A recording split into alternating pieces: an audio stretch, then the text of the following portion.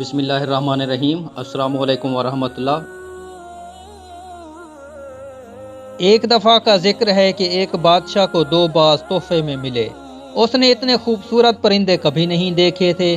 بادشاہ نے دونوں پرندے اپنے ملازم کو دیے کہ وہ ان کی تربیت کرے۔ ایک دن ملازم نے بادشاہ کو بتایا کہ ایک پرندہ اونچی اڑان اڑ رہا ہے اور دوسرا جس دن سے آیا ہے اپنی شاخ سے نہیں اڑ پا رہا۔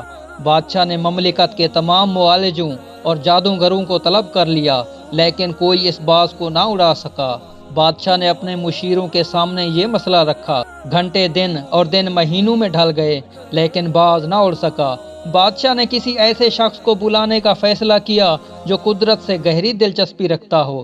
بادشاہ نے اپنے مشیروں کو حکم دیا کہ کسی ایسے شخص کو ڈھونڈ کر لاؤ جو برسوں جنگلات میں گزار چکا ہو۔